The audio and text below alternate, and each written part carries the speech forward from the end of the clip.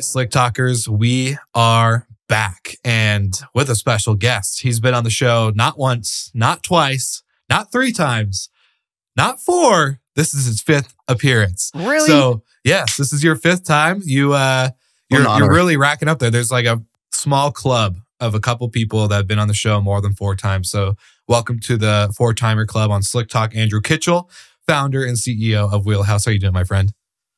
I'm excellent. That's really fun because we started talking a long time ago. I mean, we probably our first conversation was probably 3.5, 4 years.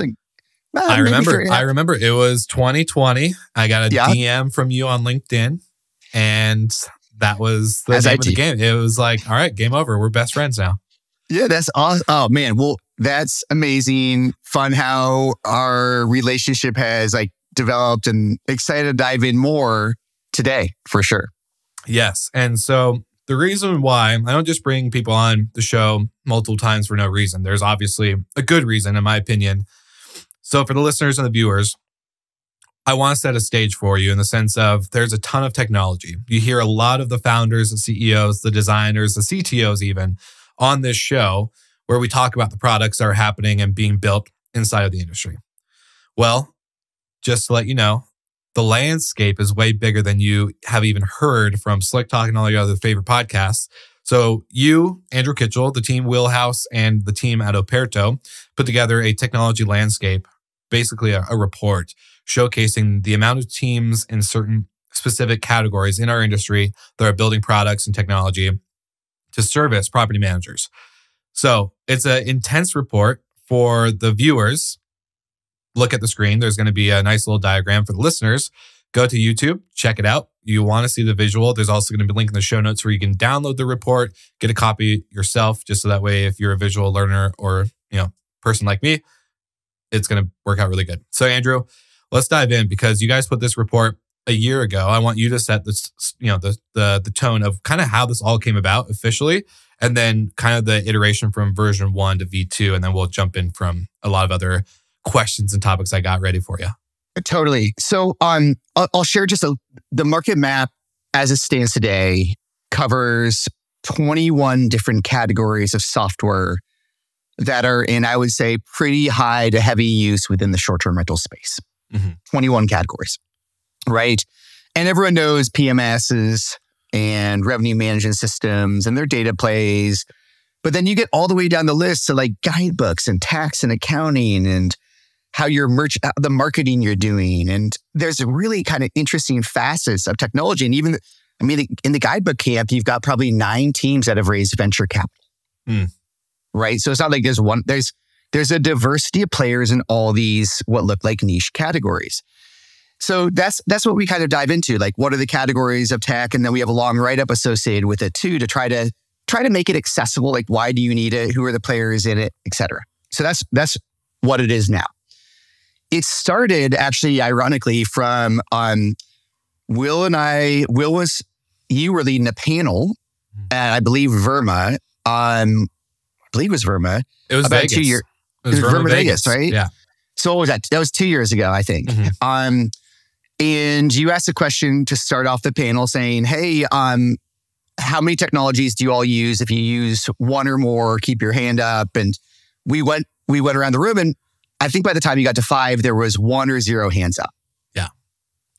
And to me, that was ludicrous because I realized as a team, we're at 28 people and we have 72 softwares we pay for on a monthly basis. I know we use a ton of technology. I've built operators before and we use a ton of technology there. And I kept meeting all these teams at these conferences we'd go to that didn't fit into the biggest bucket of technology for our space, PMSs, right? They were more interesting, more focused, et cetera. So yeah, that's what the map is. It emerged out of just believing that there's too much innovation, too much funding coming into the category, too many young entrepreneurs building really good and deep technology to solve a specific use case. So we had to start mapping it out just to kind of, even for us, right, make sense of what we're seeing here. Yeah, 100%. No, it's a long list in the sense of I can't even imagine. I probably should have read the report for this number, but how many companies do you think are listed specifically in this diagram that we So have? last year, I think we had So last year, I think we had 100. So last year when we put it out, I think we had 190 teams and 19 categories. Mhm. We put it out on Figma. So people could come in, like it was a public document. It still is today. Actually, you can come in and leave comments or shoot us a note through it. And in the last 12 months, I think 36 teams were added to the map, and it became very clear that we needed to break out categories. Mhm. So even today, I would say like one of the categories is IoT, Internet of Things, like hardware devices, right? That's actually a huge and broad category. And so, it's, I think 128, 130-ish, or I'm sorry, 228, 230-ish teams. And I was at a conference last week and saw two more, right? They continue to emerge, which I'm sure we'll unpack a little bit more today. Yeah. Well, I love the IoT category specifically because I think, one, it's something that, we all interact with software on a daily basis, but we all also interact with software and hardware at the same time in our day-to-day, not just in the industry, not as an operator, not like your smart locks and, your Opertos or whatever, back-end software, but like your Apple device, your iPhone, your Android, your whatever. Like we all interact with software and hardware at the same time. And I love other podcasts in the industry, not the industry, but other podcasts that cover startups, venture capital, technology, This Week in Startups, the All In podcast, whatever. Big fan of those shows because they talk about the beautiful marriage between software and hardware. And hardware, the quote that I've been taking quite often, especially when I had my conversation with Nils from Minute, was hardware is only as good as the software that backs it up. So if you have an IoT device, it could be as well designed as you want it. But if the software that supports it on your mobile phone or your desktop or your computer, if that doesn't function, then you don't really have a great hardware product, which is a very fascinating marriage between the two.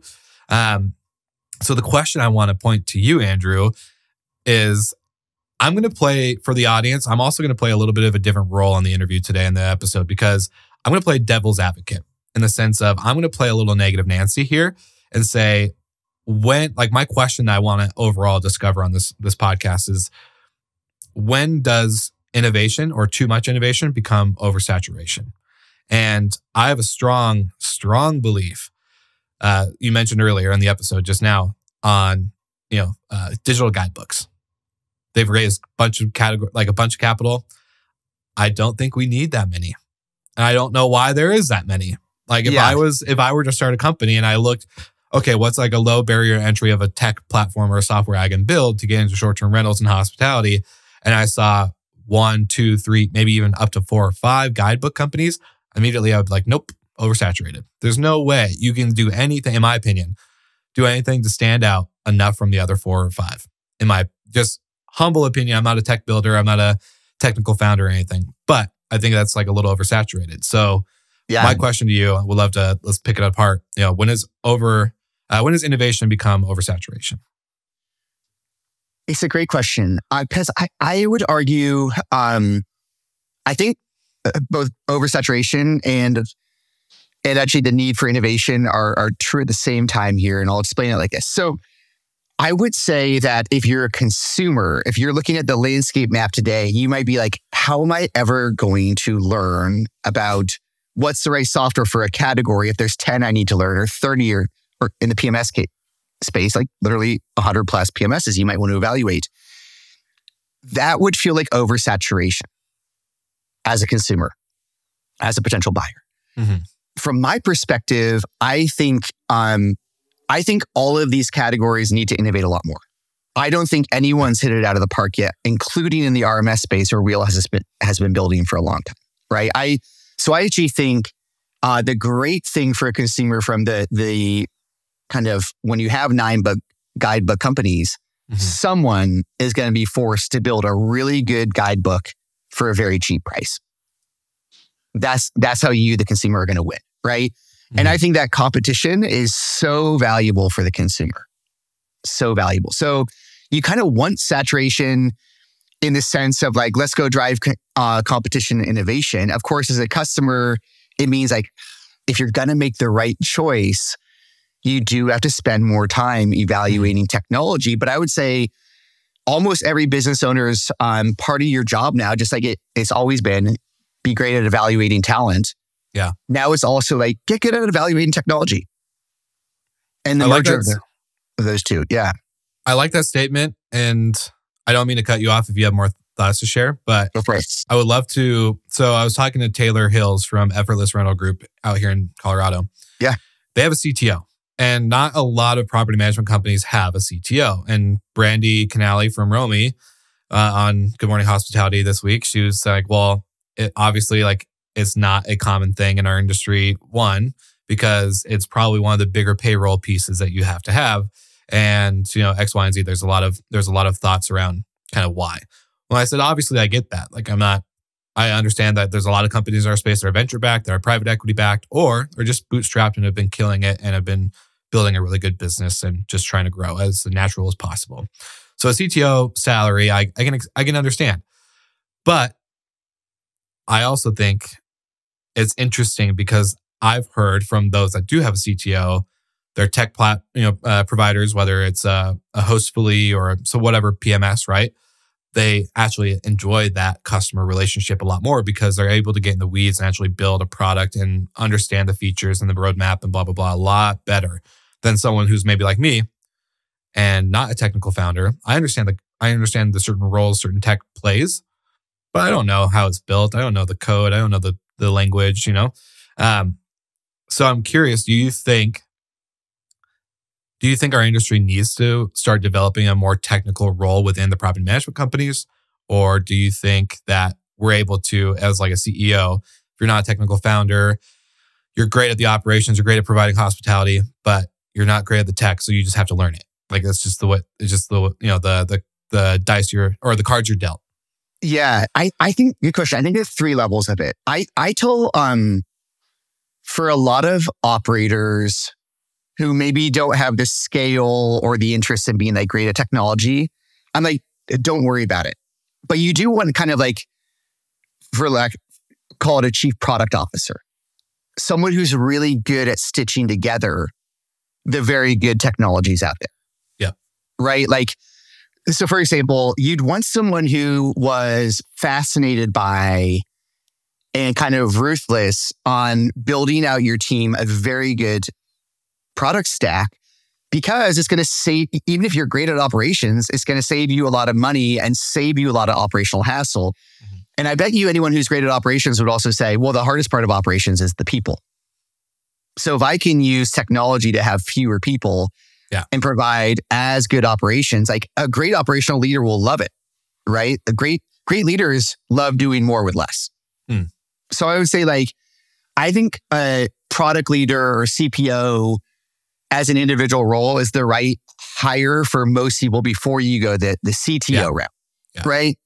Now, the advantages of like what you get if you go the CTO route is I don't think any operator yet that I've seen has stitched together a true end-to-end experience for our guest. Mm. A true end-to-end experience. That means you book with us, you get your digital access, you come stay with us, your guidebooks provided. Maybe we help you find a place to stay or a place to eat. Yeah. Whatever it may be. And then after you check out, you engage with us in an ongoing fashion. But a true, kind of that delightful experience that even like folks like Kayak want to be able to provide it, right? Yeah. Book with us, get your car rental through us, get in the door with us. Kayak wants to provide the end-to-end trip experience. No one's created it yet. So I don't think it's crazy for larger companies who want to create a very bespoke experience to invest in that CTO role. But again, it's like, it's all kind of what do you want to build? What are you fascinated by? And then is there enough value created from those activities that it justifies the cost? No, that's a really good point. That's a really good point. So whose role is that, in your opinion, to create that overall experience? Is it the property management company, or is it the tech providing the service behind the property management company? Another example I'll give you is, shout out to Muse. They reached $1 billion valuation recently, raised a ton of money. They've been growing pretty extensively, specifically in the hotel category. I know they can do both short-term rentals and hotels and motels and all the things. But I'm curious, like, okay, they're $1 billion company. They have all this capital. They've launched even their own venture arm to acquire and to invest in other startups. So, and I've had Richard on the show multiple times as well to dive into the story and kind of what they're building. But anyways, is it Muse? Is like, whose job is that to create? Like, they have the capital, obviously. It's not like a bootstrapped operating company that's trying to just provide a really good hospitality experience. So I'm curious, like, whose role is that? Yeah, well, I don't think one of the big questions in our space on the technology side is one PMS going to emerge to do all the things? Yeah. Or do you want to stitch together great softwares? Right? Now, Muse is almost trying to do both, and you can do that when you got a $1 billion valuation. They have their APIs. I want to say they have something like 500 API partners because they straddle the short-term rental space and the hotel space, right? So they have all these people integrating. Wheelhouse is integrated. Breezeway is integrated. I've seen a couple other like STR-focused products out there integrated with them. Yeah. Yeah, and like you and I might want to pull apart the PMS space because like PMS, property management software, is, well, Wheelhouse is a property management software. We only manage your revenue, but like we're in the PMS space. So the PMS bucket is just this very, in my mind, bland term for everything you use to manage software or properties. Sorry. In our space, it kind of means like a PMS. The maybe most structured definition is this, like where you manage your listings. And yes, you can stitch on some people have like operating like checklists, but like you could tie in a Breezeway, and some have pricing and revenue management, or you could tie in a Wheelhouse. So I think in this, like, who's going to deliver it? I think the truth is that a broad set of very focused teams are going to deliver the ultimate platform for people. And the two approaches that are trying to make that emerge, one is like Muse's approach. Hey, we're kind of a walled garden, but you're going to get access to 500 people once you're on the inside.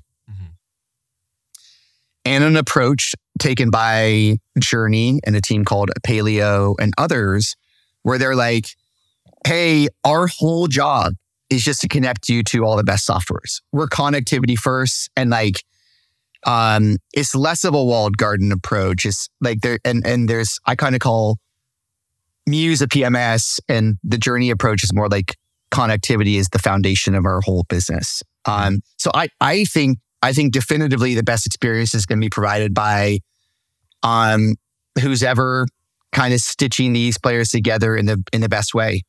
And I think best is a really loaded term, right? Because the best software for one operator is not the best for another for any number of reasons, right?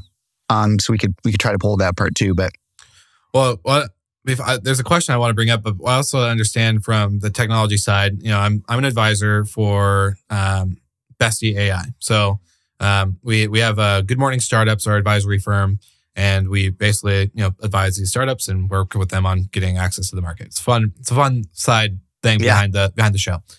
But I was talking to Sam and I was talking to Arlo, his technical co-founder, and basically understanding how APIs work, right? And what I'm seeing, I could be butchering this. So the way APIs work is basically how the softwares communicate to each other and pull information and push information in order for everyone to kind of sync.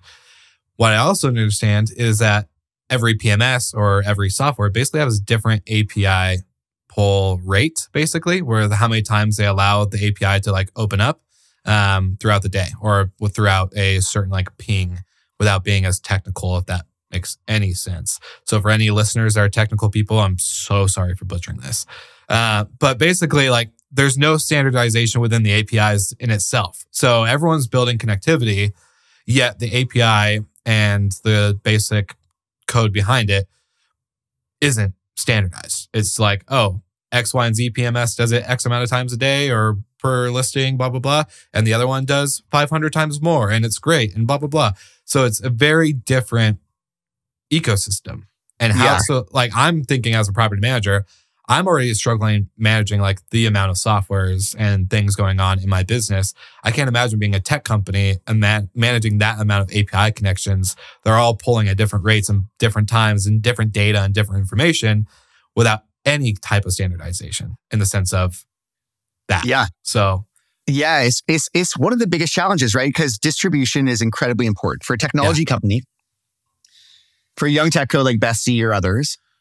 Like, once you make a great product, I would say that's the first. Then distribution is the absolute key. Some people would even say distribution comes first. And most of the distribution in our space, you can either go direct to individual consumers, or to reach the large operators, you have to connect to PMSs. Okay. Yeah. And every single PMS, the structure is different. So the data that I want to send to Hostfully versus Hostaway or Guest, whatever, is different. And I've got to manage those APIs. And when any team updates those APIs, we've got to make sure that we're ahead of those updates. Yep. And if something goes wrong, our teams have to work together to figure out what went wrong. Yeah. And guess what? I'm going to tell our customers that it wasn't Wheelhouse's fault. I guess he's going to tell their customers it wasn't their fault. That's kind of the name of the game, which I don't like any of that. No, me neither. Right? I hate it. It's the worst. But it's just kind of the way it goes, right? So APIs, you're right. APIs, an application programming interface, allows different softwares to talk to each other, right? Yeah. And if they had emerged, when they emerged, still some teams plenty of PMSs don't have APIs. You can't send data into their systems. Most of the modern ones do, of course, but there was no standardization. It was the Wild West. And there's long been kind of a promise of some centralization. Folks I think D-Travel looks at that. Channel managers are kind of a place where you all dump your data in, then they distribute your data to channels.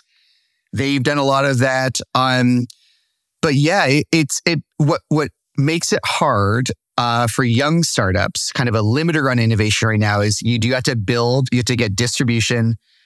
A lot of PMSs charge to get access. I can't stand that, right? I can't stand it at the same time, knowing that we also, if people build to us, it's a lot of work to maintain those connections, right? You need a full-time engineer at least maintaining everything, and that's not free. It's difficult, and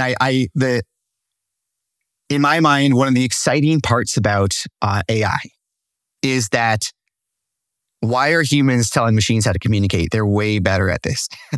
So I think APIs and therefore distribution could be an area where you could apply some AI to help machines talk better, and that could lower software costs for us all, and that would be exciting. Well, not even just software costs, human capital. You don't have to worry about that one engineer managing those connections all the time, and actually focus on diverting that hour spent or capital spent on X, Y, and Z tasks to do other things like building the product even better and more features and da-da-da. Exactly. Yeah. Every minute we don't spend on distribution, we get to spend on building better product. Yeah. Right? Which this is more fun, to be honest. Yeah, 100%. And I know you're a big product fan, but before we continue going into that rabbit hole, I did have some kind of pre-episode notes. And one thing I saw in this report with Operto and Operto and Wheelhouse is there was a certain sector on low barrier to entry. And this is something I really wanted to kind of get your thoughts on, and I'll probably play a little bit more devil advocacy here. Yeah. But when does the bar get too low? When does it become a kind of what Andrew McConnell and I talked about back in 2021, this gold rush of people getting into short-term rentals, not just on the home buying and operator investing side. We saw a ton of that, right? Remember that peak COVID era where everyone's like, short-term rentals, Airbnb, we should all do this and make money and it's going to be great. We'll never have any issues with, blah, blah, blah. It's all easy. Yeah, it's all easy. I can make you a millionaire overnight. And that happened. So we saw a little bit of a gold rush, but we also saw a bit of a gold rush in the technology sector, as you obviously have shown in both reports from the year before and this year. So when does the bar get too low? Then you start accepting a bunch of innovative, for the listeners, I'm putting air quotes, innovative companies to come in and raise a bunch of capital. We've seen a ton of them do this and frankly, just not make it. Obviously, that's the name of the game in startups, right? You're not guaranteed a golden ticket, but we have seen people that come in from outside of the industry. They see the media and the headlines oh, this is a great space. I can definitely make some quick money. They come in, they build something really shitty or decent and then get it in there. And then they kind of disappear. So Yeah. kind of curious, when's the bar too low? Never. It's never too low. Seriously. Okay. So, Okay. so I'll share why. You don't think people have to you don't think people have to earn their way they have to actually. Oh, you definitely do. You definitely do. But I love the first step being as low as possible. Okay. Right. So the overall argument of why I think innovation, or one of the reasons innovation has flourished so much in our space, is the bar of getting technology to market, or the barrier to entry, I should say, is really, really, really low versus hotels. Mm-hmm. So if you go sell software to a hotel, you're going to pitch to a committee. It's going to take a long time. It's going to run through 5 different people who need to be convinced. And then you got to go convince the operating team to go roll it out. It's very hard. In our space, with one phone call, I can talk to the leader of a business who is an entrepreneur, who is fighting tooth and nail for an advantage. And they have 100 unique properties if they're a property manager.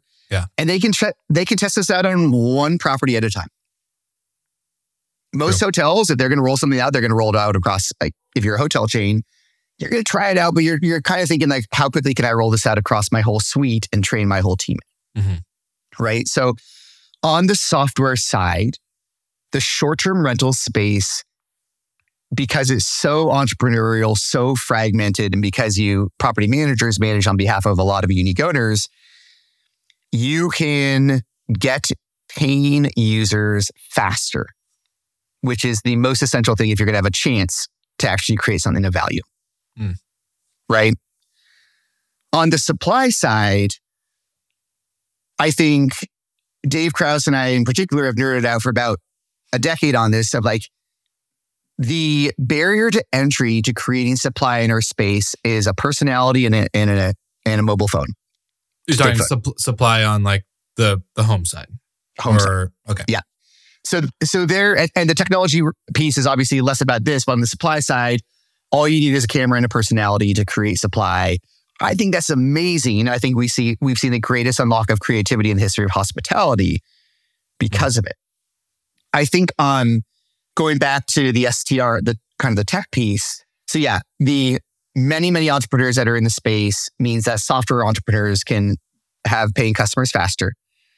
Because of that, the pace of iteration and innovation goes faster in the short-term rental space than it does in any other category of prop tech.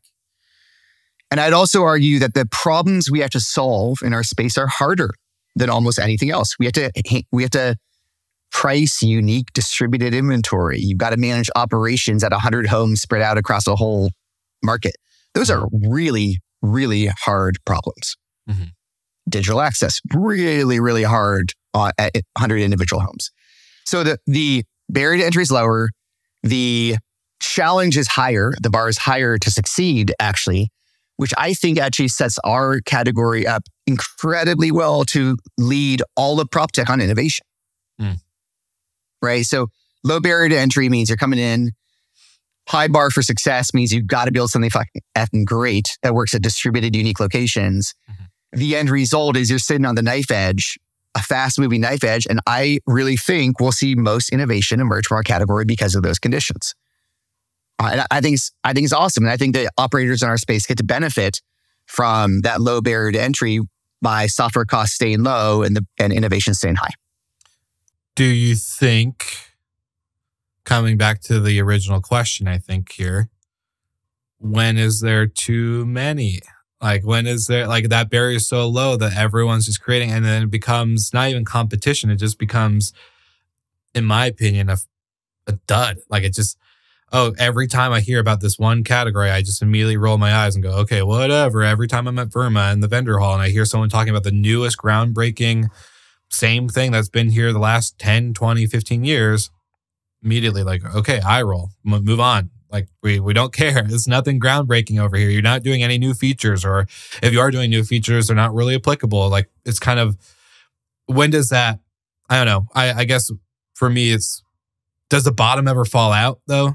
Does it ever fall out to let the good continue to innovate and to continue to actually change a category or become that innovator in prop tech category to then shake the game up for hotels and motels and long-term rentals and midterm rentals and whatever else we want to jump into?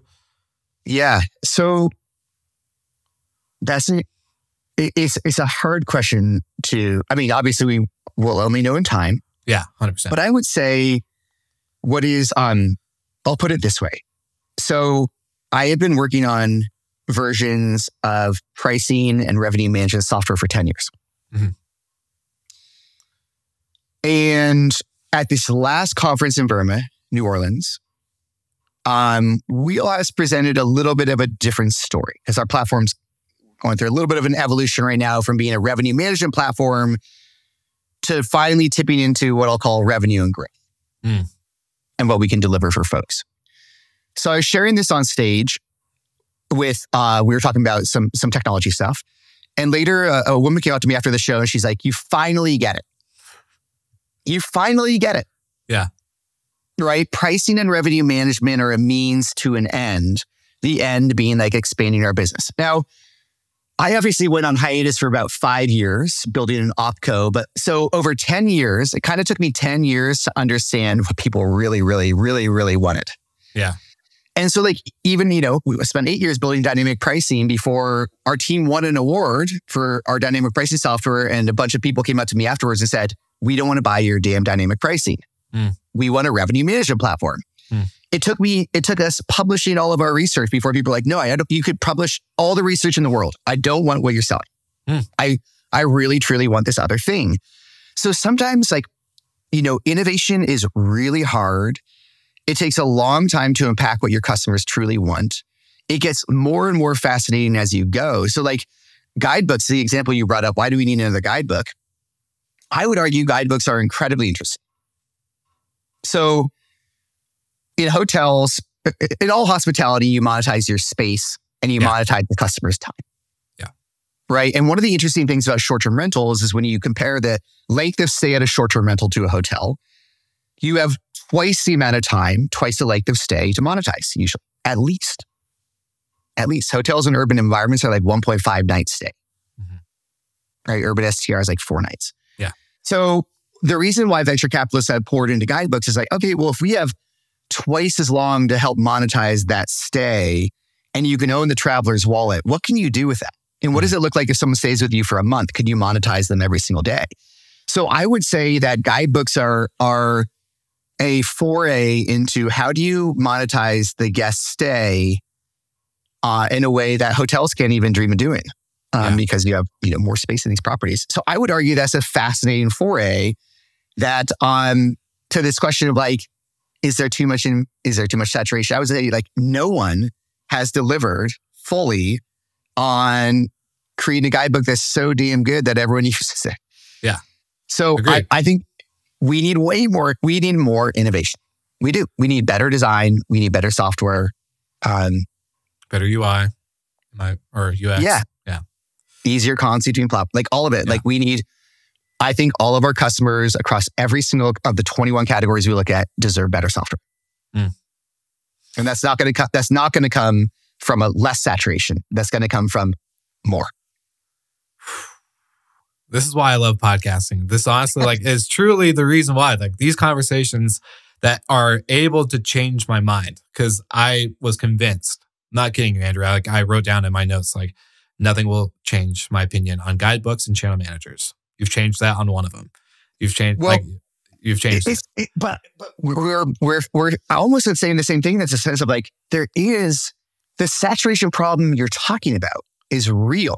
Because one of the things it's only real. In my opinion, it's only real because I also feel like no one has delivered on a great product. Where in the sense of this is so outstanding. The UI, Apple, I give them a ton of credit, right? Because they not only have designed a really good hardware, but the software, the iOS behind it, is really nice. It's really easy to use. It's really understandable. Anyone from 65, my mom and dad's age, to my age or even younger, my nieces and nephews who are 17, 16, 15, whatever, can all use the product. And it's great. No one has complaints. Yeah. So that is not true of any software in our space yet. Correct. But think of how long, our industry, software really came to our industry in a meaningful way, I'll argue 10 years ago. roughly. Okay. And I think the reason for that was, I think obviously there were like VRBO and other platforms existed before, but when you had Airbnb, the change that happened was vacation rentals. We kind of went from the vacation rental industry to like the broader short-term rental industry. Yeah. And young people, young technologists were staying in these places and experiencing this amazing new inventory type. And it became kind of like let's just own it. Like Airbnb was a phenomenon that changed the perception of an entire category. Yeah. And you know that I know this because we're obviously working on a project that uncovers this, but it was insane. Like, I think for anyone who's listening, I just want to say this, and then sorry to interrupt you and whatnot, but I would say anyone listening to this who thinks like Airbnb is the devil and the bad guy, if you look at 2008, 2010, 2011, what they were doing was, like you said, Andrew, a phenomenon in the sense of it was a cult-like company. It was do whatever it needs to be done to get people connected to people, to hosts. And I know that's the main goal of their mission, right? It's not property managers, it's the host category. But I think even property managers can play host roles. So if you look at the things that their team did, that the stories that happen inside of these beautiful like human moments that aren't created through tech. I always think of the Berlin Wall story. They had a campaign about the Berlin Wall, and this lady, her dad was a guard at the Berlin Wall on the west side, and they actually end up staying in a home in Germany that the host was the guard on the east side, on the same part of the wall. And she's always begged her dad to basically go back and like revisit that with him and have that connection, that daughter-father moment. And he never would give it to her. And finally, one day he does. And they stay at this home, find out that Igor, the guy that's hosting them, is the guy that was on the exact opposite side of the wall. His walls, personally, I'm getting chills just thinking about it, like his walls and his heart and his like emotions come down. They have this huge bonding moment and connectivity, and now they're connected for life. And she still talks to Igor, the host that hosted them in Germany. So like, beautiful stories like that don't happen every day. They don't. And like, think of that writ large across millions and millions and millions of travelers now. Yeah. Right. And the supply creation and the travel experiences that were had brought a lot of technology teams into the space. Right. Like, so I think that only happened 10 years, like really 10 years ago. Like, yeah. I mean, I'll put it this way. 10 years ago, when we were trying to raise money around Beyond, people were like, Airbnb is going to win this whole category. And we're like, well, what do you think the category is? And technology investors only knew the category as Airbnb. And we're like, well, what if we told you Airbnb is about 1% of this industry? Yeah. Like, well, what's the rest? It's like, it's offline, it's Vrbo, it's Flipkey, it's starting to be Booking.com. It's like, 50% of bookings are still going over the phone. Yeah. Like there was this massive hidden industry. And Airbnb helped unlock it. And when supply is unlocked, technology is unlocked. Right? So I would say, and this all goes back to those beautiful interfaces that emerge on Apple, that stuff takes time. Yeah. That stuff takes time. I think we will see mind-blowing technology in about 2 to 3 years in our space. Mind-blowing is in like, it's better than I imagined it could be on my own. Because right now, plenty of people would be like, when can your software do X? As opposed to, holy smokes, how did you do that? Yeah. But I think that transition is going to happen. I mean, if you look at any enterprise technology, I think there's a first round of some other folks that put out kind of pieces, but like expect 4 to 5 years of building before you start to have like good tech.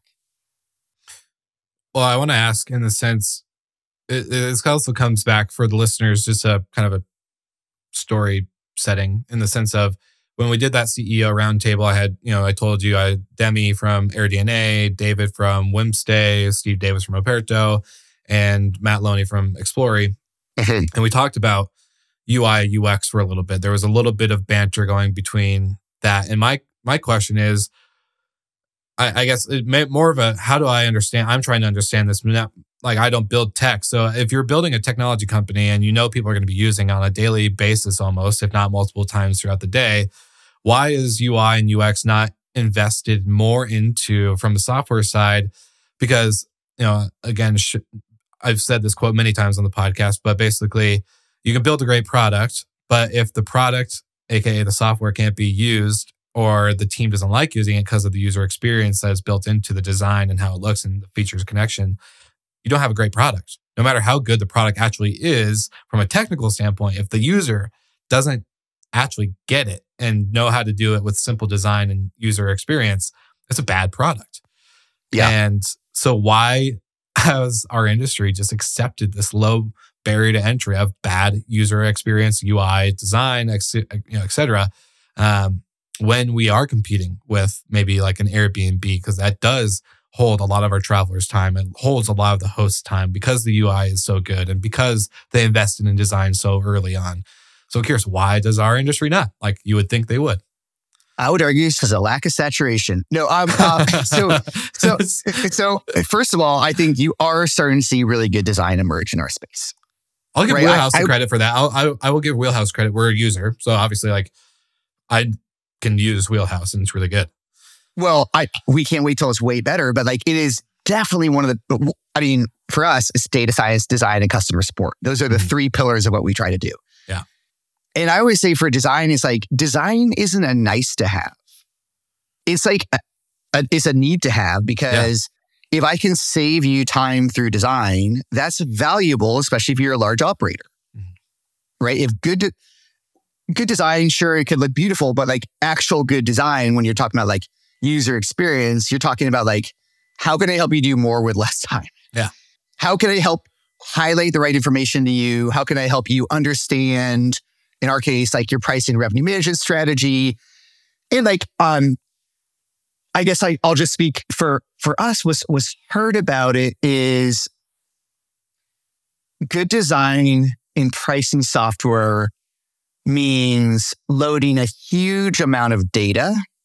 So for example, if I looked at your pricing calendar and I want to show you you against 30 competitors, that's loading a lot of data. And say you have 500 listings and you want to look 500 days in the future. I'm loading thousands to like, what is that, 25,000 cells of data. Huge amounts of data need to be loaded, and then you need to make the design interface needs to make it easy. But all this stuff is like good design is usually going to follow good development. But like, I mean, with great, say they have to go together, right? Like it can't have great design without great development. I'm kind of chewing on it because like one of my favorite design teams, kind of everyone in Silicon Valley's favorite design team right now is a team called Linear. Okay. And they're like, no, design from day one. Yeah. And by the way, look at Linear moving into a saturated market. You had multiple public companies doing like, basically. What does Linear exactly do? Linear is a project or product management software. It's like Asana, and it helps you manage tasks. And it is absolutely taken over Silicon Valley because it's just like the design is incredibly elegant, and it matters because now teams can stay up to date like that. Do you recommend Linear? Do you guys use it? You're using Asana, 100%. And I would immediately move off Asana if there's anything better. It's more designed for software teams, but I use it down to marketing stuff, right? Okay. So it's incredibly well built, but in a very, very saturated market, they're riding excellent design and the good loading of, fast loading of data to a dominant market position, probably over the next couple of years. I mean, already they're crushing. So design is a massive separator. It should definitely be invested in just because like it's fun to build things that delight your users, but it's profitable and important. But design is really hard. Yeah. It's incredibly hard, right? It looks easy because like Apple is easy to use, but it was incredibly hard to get it that simple.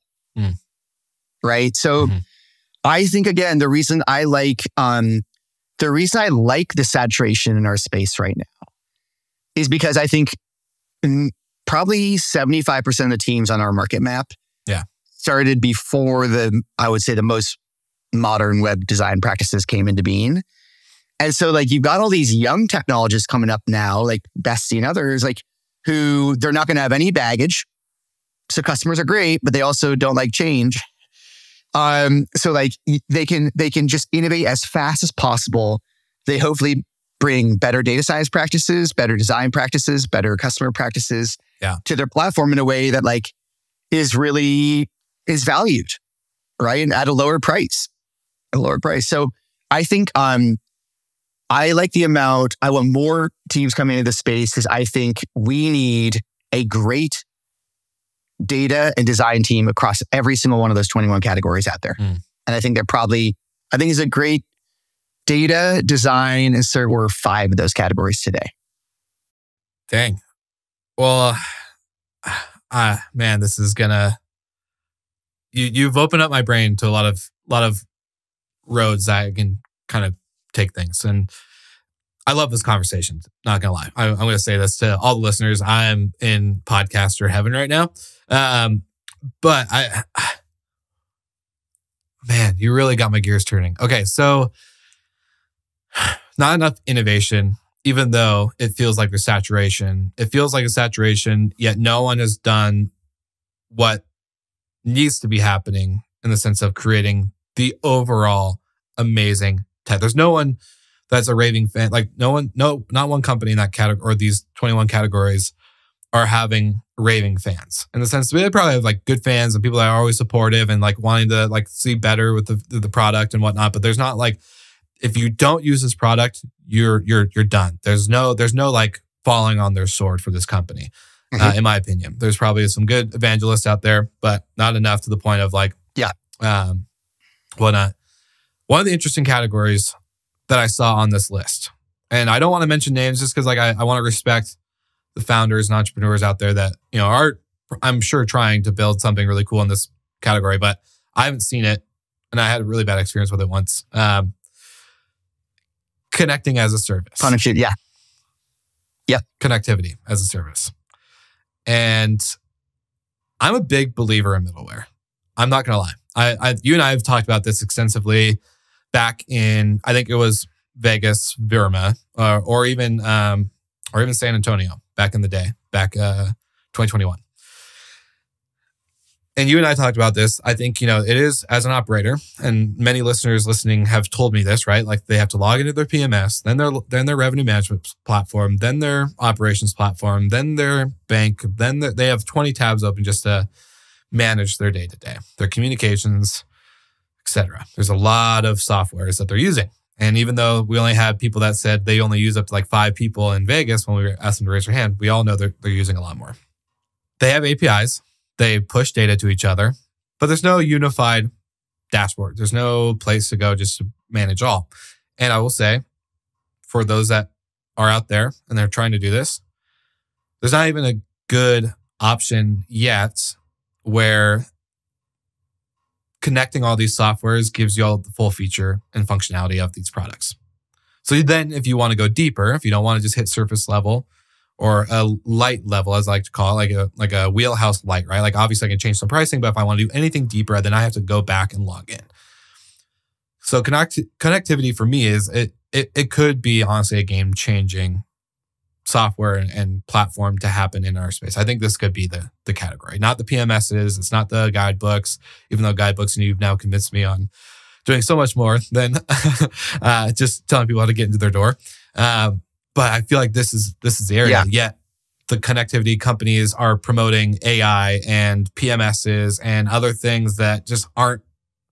They're not promoting the core functionality. Yeah, I think there's I put connectivity on the map 2 years ago because it took me a while to see it. And like, I think the promise of connectivity is there. And I added Zapier's on the map for a reason. Because Zapier helps connect all these other softwares being used in our life, like your Google Calendar and, you know, another tool, right? Zapier is, for those who don't know, is a software that stitches together other softwares and can kind of turn you into a superhero at using triggers and automating aspects of your life by stitching softwares together. And Segment is a different version of this, but Segment helps a team like us. We dump all of our data into Segment, and then it spits out that data to tons of different services too. So in other spaces where you have advanced technologies, you've seen these kind of connectivity as a service providers emerge. And in our space, kind of a nod to like the plethora of like, oh shit, now we've got 200 teams building, 200 venture-backed teams, whatever. We've got this really rich landscape. Does connectivity have to emerge? Is it the time for it to emerge? Right? And in some ways, it's also a little bit of a pushback against the walled garden of like, there's Terry White now. Terry White and I will have this debate for a long time, but he's like, one PMS is going to win it all. I'm like, you don't want that world to exist. You don't. No. If your whole team is committed to one PMS and the PMS changes ownership and you don't like how your team is treated, you need to retrain your entire organization. Whereas like if you're using a bunch of different softwares, like you get to retrain one team at a time. So I would argue that and many other reasons, like I think if you're committed to one PMS that delivers everything to you, you have a very brittle organization potentially. And the upside is, well, all the softwares will talk perfectly together. It's like, maybe. So I guess I would say that I put connectivity out there because I think it's an interesting category. It has emerged in other advanced software spaces. We may or may not be tipping into that. There are a few teams trying to deliver on it. I think it sounds elegant. It's hard to deliver. It's hard to deliver, but I also think it's not one of those categories or topics that maybe not deserve is the right word, that need a big shiny spotlight. Like they don't need to be having a huge booth at Verma and all these things talking about like, oh, look at all this stuff. Like these are that category specifically for me is the team that should be working in the shadows and just being like, hey, we're just trying to get all these companies together. We're trying to build a really good product, really good UI, really good functionality, not having to let's actually solve the problem. And then let's go talk about it. Let's go shout it from the mountains after we solve it. What if someone's doing that right now? Not before. Yeah. They probably are. And I haven't heard about them yet. And I can't wait for the day that I do because I can't wait for the day. And you're getting at the maybe, and this is probably tied to the saturation and stuff a little bit, Will, where there's a lot of noise. Yeah. Especially right now. There's 100%. Like a lot of there's AI hype. It can be distracting to a property manager. There's a ton of things to do. So how do you cut through that noise to get the signal? I would argue the noise is necessary. You have to have hype and people trying to do things and failing to get actually to great software. I think that's the most common path. And I think the reason you would say rightly that our space feels saturated is because there's a lot of noise about who's the best. And I would say it's undersaturated because I don't see the level of technology that delights people yet. And I believe that that technology will come from competition. So this is why I'm like, they're both true. They're both true. There's a lot of noise and there's a lot of saturation. And PMs don't necessarily have a tech background, right? So it's hard, and it's hard to know how to evaluate, which is why like going back to the CTO, CPO role is like, I just think most PMs want one person on their team who loves technology. Doesn't even need to be great at it, just loves it. And I always say to PMs, I'm like, when you're hiring, ask one question to folks. Like, hey, tell me about the favorite technology you used at your last job. That'll tell you whether you're talking to someone who actually is like, well, I love, if they could talk about the nuance of software, they're going to be great on your team at eventually leveraging or evaluating other softwares. And that's a critical dimension to hire upon. And even if someone's like a master user of like one app on their cell phone, I would argue they have a predilection for learning technology. So I think, connectivity, I guess, to loop back, connectivity, early space, probably a little bit of a noisy space, but we see that with AI as well. I would argue that delightful AI products are going to come from a lot of noise. I don't disagree.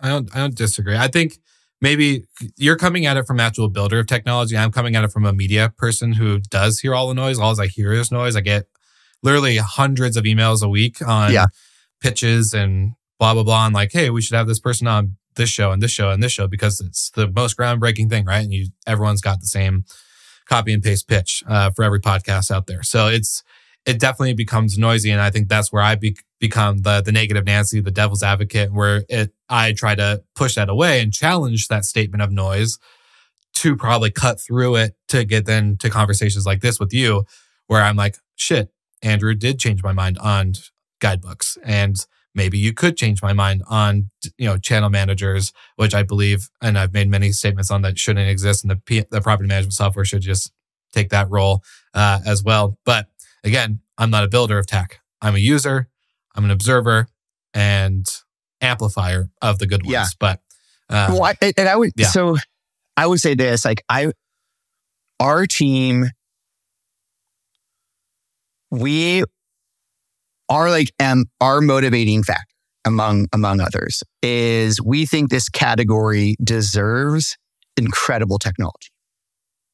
Having been an operator, having spent so much time with all the businesses with a lot of customers, knowing how hard people work here to build businesses and how many entrepreneurs we serve, we are could we build the flagship technology for the space that's just beloved? Could we build a beloved technology? You're right. That I think Wheelhouse is liked, and in some cases kind of loved, but I don't think we're not as loved as we want to be. And we haven't earned it yet. We just haven't earned it yet. But I think over the next 2 to 3 years, I think we hopefully will cross that chasm to being incredibly delightful software. And again, if I'm okay, well, is that incredibly delightful software going to come from the hotel space coming into our space? No way. Is it going to come from apartment rental technology coming into our space? No way. It's going to come from our space. And someone in our space is going to delight the hell out of users, and they're going to bridge over to those other spaces. I think that is almost definitively the way it's going to work. I'd put a lot of money on it, which is why when I talk to young teams, I'm who are building anything in hospitality, I'm short-term rentals first. Have to for the innovation cycles. So I hope that in 2 years, we're talking and we're damn, someone's actually built the delightful, anyone can use it exactly how they want technology, but no one's there yet. I can't wait for that conversation to revisit this one. To be honest, I said the same thing to Richard Valter from Muse, where in 2 years, I can't wait to be sitting down with you again to talk about X, Y, and Z things on AI and excellent. We were talking specifically in that episode, owning the guest experience 24 hours out, not just the 48 hours that there, but the hours after the stay, right? It was a very fun conversation. But I can't wait for the conversation with you where we're sitting down and talking about this ecosystem again. And who's that delightful operator and team on the tech side that really does overexceed the expectation of kind of what's been done before. I think that's going to be can I just add one piece there? Because 100%. I'm not throwing shade on the other technology teams. And I'm obviously throwing equal shade on Wheelhouse, right? Yeah. I just think we should all have an incredibly high bar for what we're trying to do. Yes. And I think technology is so hard. I mean, when you get down to how do you manage at scale? How do you connect all these softwares like we talked about with the APIs? Customers will all want different things. How do you deliver and prioritize that? It's really hard to build, right? It's so hard to build. So I want to give a definitive shout out to all the builders. I just think also we need to know that our space is relatively nascent, and it's going to take, we'll start to see at the 10-year mark from Airbnb, we'll call 12-year mark, great technologies emerge. That feels about right to me. That feels about right. Mm-hmm. So I'm excited to see those teams develop. It's undoubtedly going to happen. But yes, I'm going to push, every team I talk to be build it better. Yeah, 100%.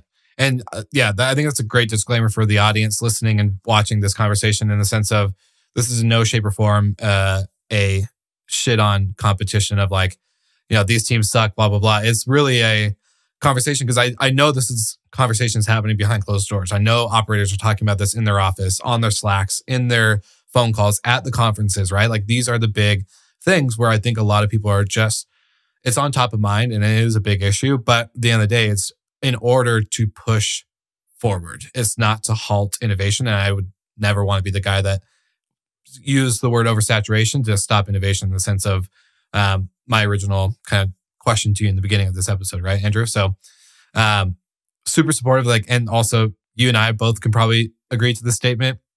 Entrepreneurship in this space has changed our life forever in the best way possible. And so, couldn't be more thankful and have like a gratitude towards everything and all the people we've gotten to meet and know. So definitely want to make that disclaimer to the listeners. I love you guys. Not shitting on anybody. But Andrew, this has been so good. And I want to ask you one final question to wrap, if you have the time, which is, what was the most exciting piece for you and maybe the team too when putting this technology landscape roadmap together? What got you the most hyped? I think it was undeniably so cool or so fun to go from, Will, when you asked a question at Verma of like, hey, how many technologies do you use? And no one was above 5 or 6 or whatever it was. I kind of said, my next statement was like, I think there are 7 legitimate categories of software. And I said, I said it and it rang so hollow to me in that moment. I was like, that's not true. I was like, how does this team fit in? And I was like, I finally was like, I just got to that breaking point. I was like, I just need to actually lay it out. And when you start to lay it out in the way that you do, it was just kind of like, oh my God, there's so much awesome innovation going on. And it made me kind of appreciate kind of the focus and the dedication people have to delivering excellence on one category. So that was just like an incredibly cool moment to see the categories swelling from 7 to 11 to 19 and year 1 and 21 now, which honestly, you all would probably, some folks would rip me apart and say they're at least 25. At least. And there's more, right? They're not less. They're almost certainly more. So anyway, that was the most fun part. Just the seeing the creativity and the breadth of innovation across our space. I love it. Andrew, I hope to have you on for the 6th time in the near future. Obviously, I love our sessions together.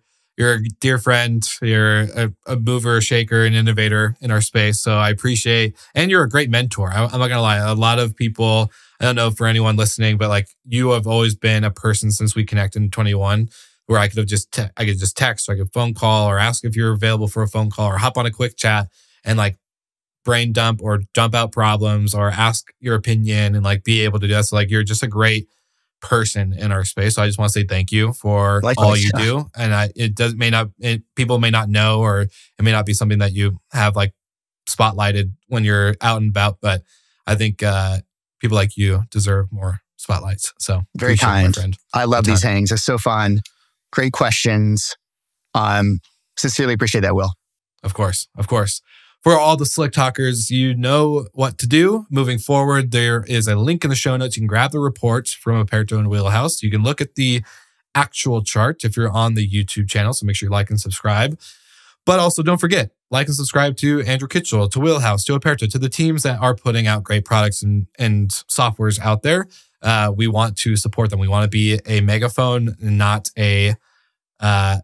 I guess, what do you call it when you're silencing? We want to be a megaphone, but not a silencer. So thank you guys for all the support on the show. Thank you for making the show possible with our amazing sponsors. And like always, we'll see you guys again next week. Thank you so much for listening, and thank you to our show partners for making Slick Talk, the hospitality podcast, possible. We hope you enjoyed the show, and we would love to connect with you outside of the podcast. So you can follow us on all of our social media channels for daily hospitality content, or find us on slicktalkthepodcast.com. And don't forget to rate, review, and subscribe so you never miss an episode. I'm your host, Wil Slickers, and we will see you guys all again next week.